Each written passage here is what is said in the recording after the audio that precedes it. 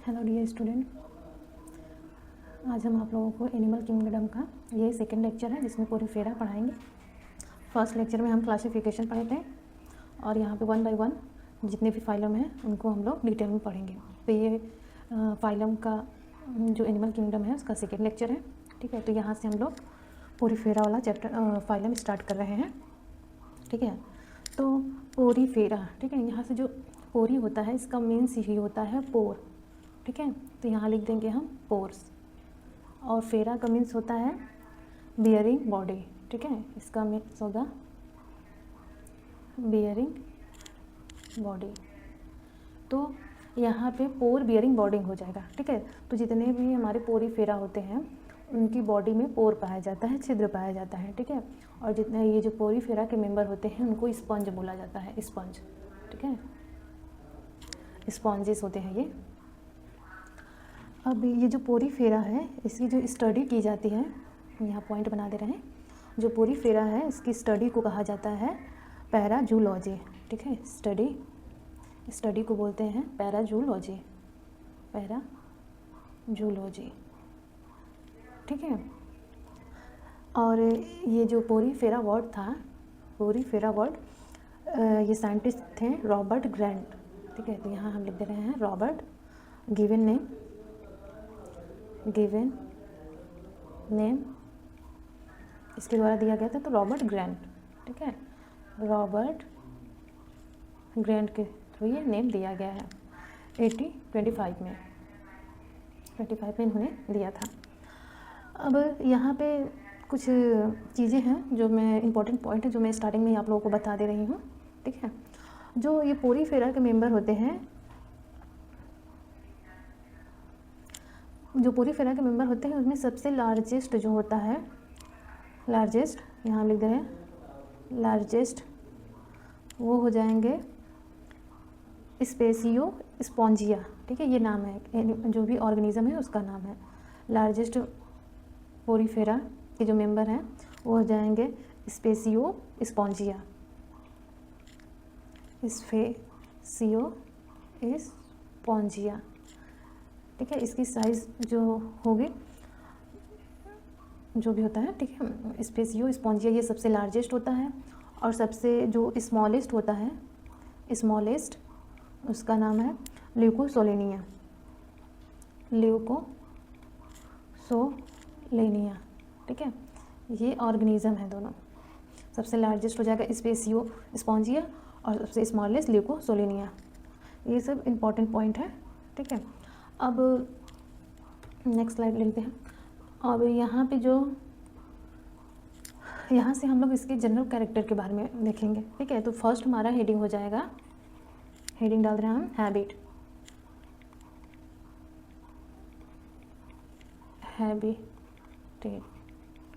ठीक है, ये हैबिटेट, ये हेडिंग हो गया हमारा। ये क्या होते हैं? जनरली मैरीन होते हैं। ठीक है, generally marine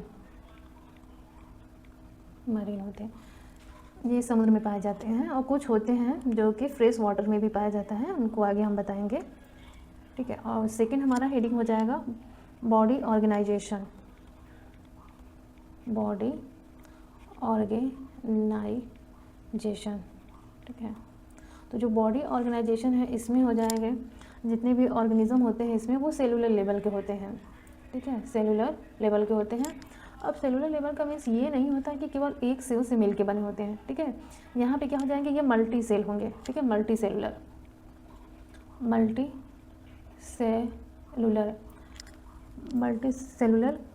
grade organism.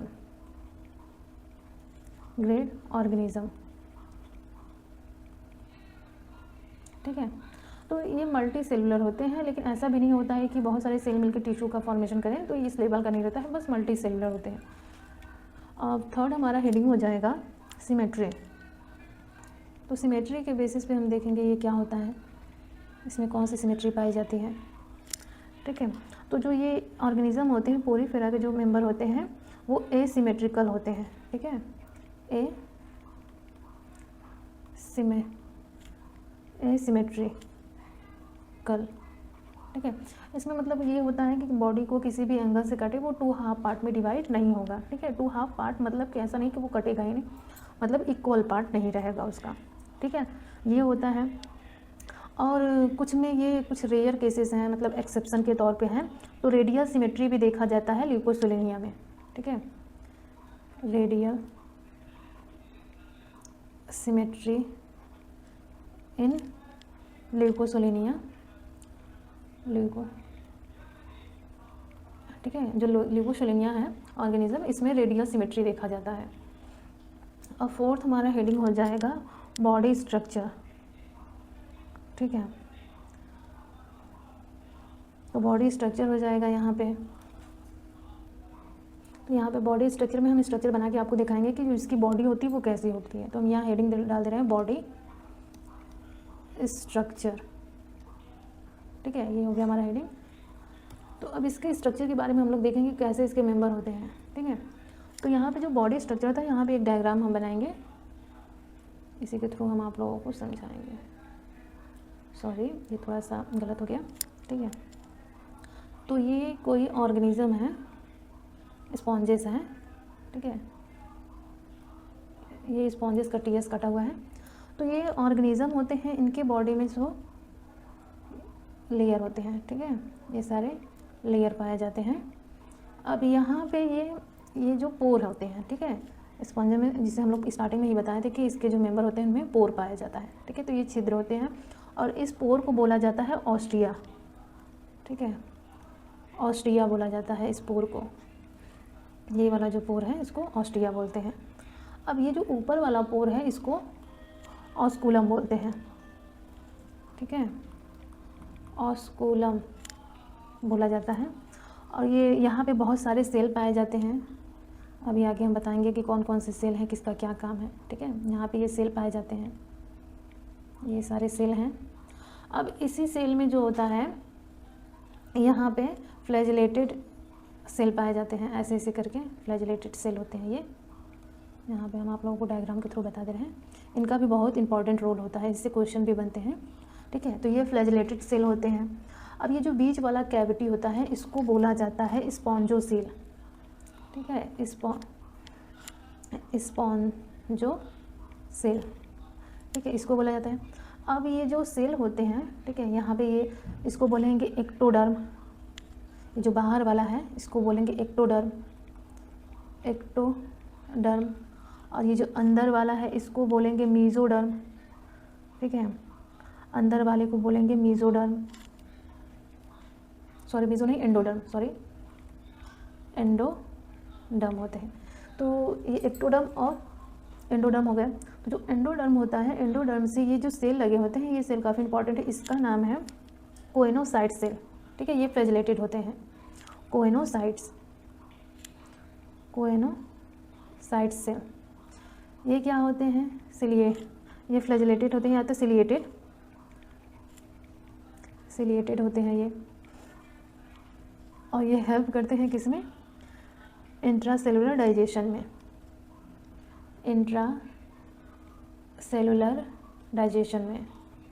Digestion में रिस्पॉन्सिबल होते हैं। ठीक है, तो ये इसका स्ट्रक्चर हो गया। यहाँ से वाटर आते हैं, वाटर करंट यहाँ से आएगा, यहाँ इंटर करेगा, फिर यहाँ से बाहर निकल जाएंगे जो भी वाटर है या फिर वेस्टेज हैं। ठीक है, तो ये यहाँ से वो फूड भी आते हैं, जितने भी फूड पार्टिकल हैं ये यहीं से आएंगे और यहीं से बाहर निकल जाते हैं। ठीक है, तो ये हमारा हो गया स्ट्रक्चर। इधर और भी सेल पाए जाते हैं जिसको हम बाद में बताएंगे। यहाँ पे डिफरेंट टाइप के सेल होते हैं और इनका अलग अलग फंक्शन भी होता है। ठीक है, तो अब हमारा नेक्स्ट हेडिंग हो जाएगा डाइजेशन। इसमें डाइजेशन किस टाइप का पाया जाता है, डाइजेशन। तो इसमें जो डाइजेशन होता है वो इंट्रासेलुलर होता है। ठीक है, इंट्रासेलुलर टाइप का डाइजेशन होता है। और इस नेक्स्ट हेडिंग देख लेते हैं हम लोग, 6 वाला, external skeletal system. External skeletal system.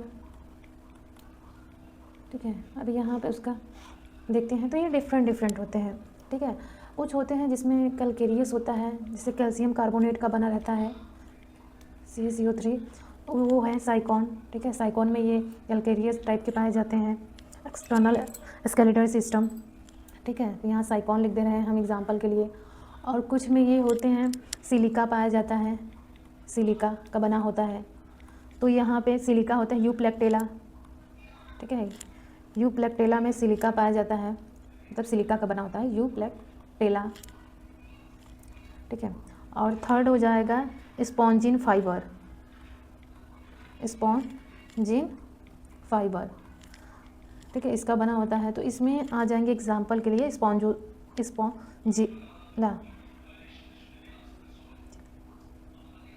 ठीक है, स्पॉन्जिला हो जाएंगे। तो ये हो गए इसके एक्सटर्नल स्केलेटल सिस्टम, ठीक है। जो साइकान होता है उसमें कैल्शियम कार्बोनेट के बने होते हैं, जो यूप्लेक्टिला होता है इसमें सिलिका के बने होते हैं, जो स्पॉन्जिन फाइबर होता है वो स्पॉन्जिला में बना होता है। तो ये हो गए हमारे सारे एग्जाम्पल, ठीक है। अब हम नेक्स्ट हेडिंग देख रहे हैं, नेक्स्ट डाल दे रहे हैं हम सेक्सुअल रिप्रोडक्शन के बारे में चलते हैं हम लोग देखने कि रिप्रोडक्शन का क्या लेवल है इसमें, ठीक है। ए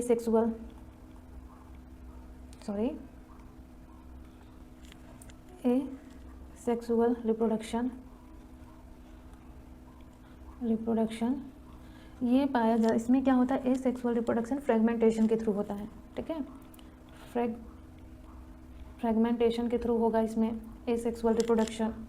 और एक और होता है इंटरनल बडिंग, इंटरनल बडिंग के थ्रू भी होता है। अब इसमें जिम्यूल का फॉर्मेशन होता है, ठीक है, इसमें जिम्यूल बनेगा।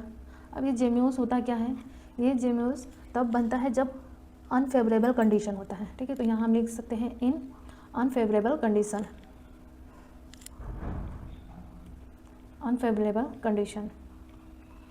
कंडीशन में ये फॉर्मेशन होता है इसका, ठीक है।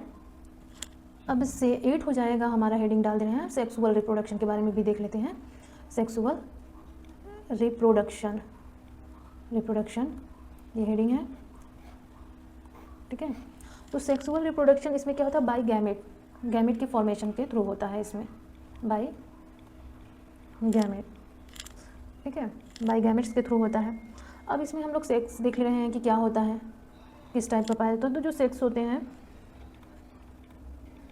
ठीक है, जो सेक्सेस होते हैं इसमें मेल और फीमेल जो होते हैं वो सेपरेट नहीं होते हैं, ठीक है। तो यहाँ हम लिख देंगे कि male and female sexes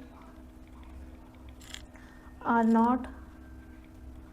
not separated, ठीक है।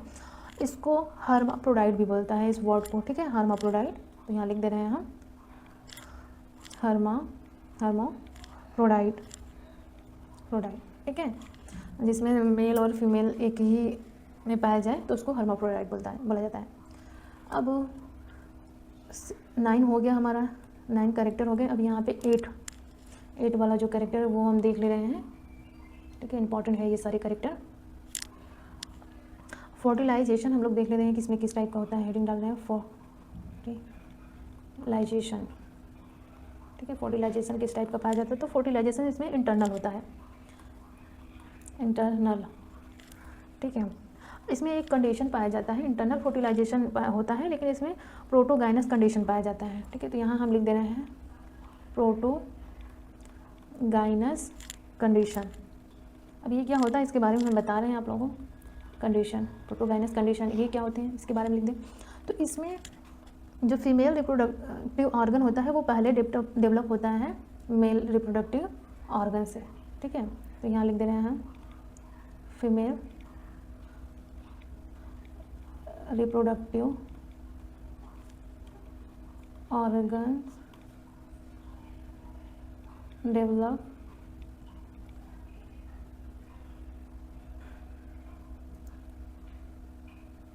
First, female reproductive organ develop first, then male reproductive form.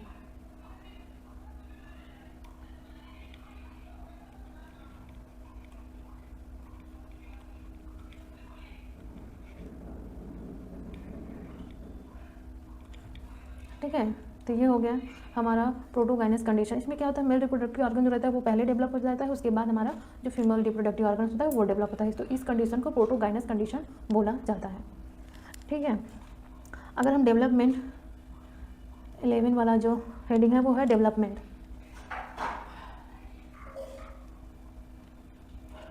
Development की बात करें तो ये डायरेक्ट होता है, सॉरी इनडायरेक्ट होता है। इनडायरेक्ट डेवलपमेंट इसमें पाया जाता है। पहले इसमें लार्वा स्टेज देखा जाता है, larval stage, larval stage seen, फिर इसमें distinct froms adult.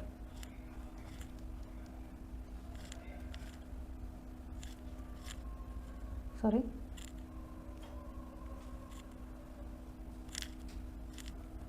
Distinct from adult.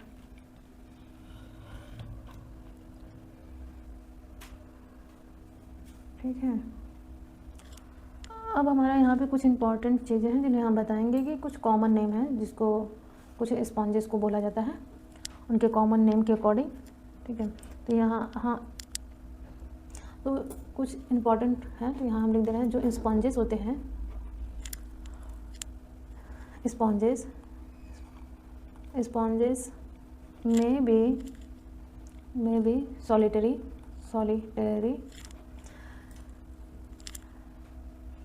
Are colony. ठीक है। जो स्पॉन्जेस होते हैं वो मतलब एक अकेला भी पाया जाएगा और कॉलोनी के फॉर्म में भी पाया जाता है। तो जो एक अकेला पाया जाता है तो वो साइकॉन होते हैं। ठीक है। एग्जांपल के लिए साइकॉन, जो साइकॉन स्पॉन्ज होता है वो अकेले पाए जाते हैं, लेकिन जो कॉलोनी में पाए जाते हैं वो हमारे ल्यूकोसोलेनिया हो जाएंगे। ठीक है। ल्यूकोसोलेनिया जो होते हैं ये कॉलोनी के फॉर्म में पाए जाते हैं। ये कुछ इंपॉर्टेंट चीज़ें हैं जिसे हम बता रहे हैं आप लोगों को। अब यहाँ पे कुछ कैनाल सिस्टम है। ठीक है। कैनाल सिस्टम ये भी काफ़ी इंपॉर्टेंट है, इससे क्वेश्चन पूछता है। Canal system in sponges. ठीक है। तो ये कैनाल सिस्टम हो जाएंगे। तो यहाँ पे जो फर्स्ट होता है वो स्कॉन टाइप। ठीक है। तो जो स्कॉन टाइप का कैनाल सिस्टम होता है वो ल्यूकोसोलेनिया में पाया जाता है, ठीक है। दूसरा हो जाएगा हमारा साइकॉन टाइप। ठीक है। तो ये पाया जाता है हमारा साइफा में, जिसको साइकॉन बोला जाता है। ठीक है। साइफा भी कॉमन नेम है उसका, साइफा में पाया जाता है ये। थर्ड हमारा हो जाएगा ल्यूकॉन टाइप। ये पाया जाता है स्पॉन्जिला में। ठीक है। तो ये हो गए इसमें कैनाल सिस्टम। अब कुछ इनके कॉमन नेम भी हैं, तो यहाँ पे कॉमन नेम भी हम लिख दे रहे हैं कुछ कॉमन नेम। ठीक है।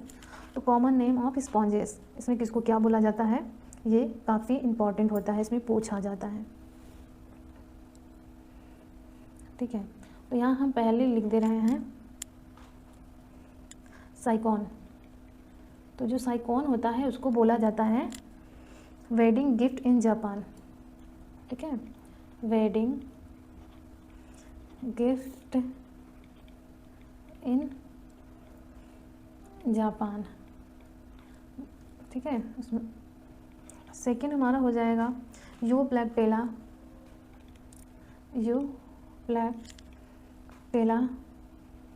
ठीक है। इसको बोला जाता है वीनस फ्लावर बास्केट।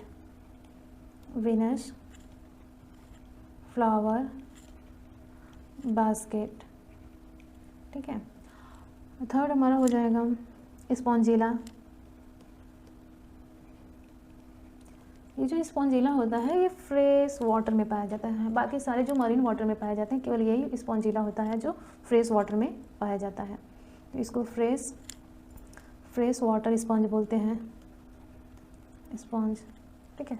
तो ये इसके सारे कॉमन नेम हो गए। ठीक है। ये हमारा पूरा पोरीफेरा ख़त्म होता है। तो यदि आप लोगों को ये वीडियो पसंद आए तो इसको लाइक करिए, शेयर करिए, सब्सक्राइब करिए। और इससे रिलेटेड अगर आपको कोई भी क्वेश्चन है, कोई डाउट है तो कमेंट बॉक्स में इसमें कमेंट कर सकते हैं। अब नेक्स्ट हमारा जो लेक्चर होगा वो सिलेंट्रेटा होगा, ठीक है। तो ये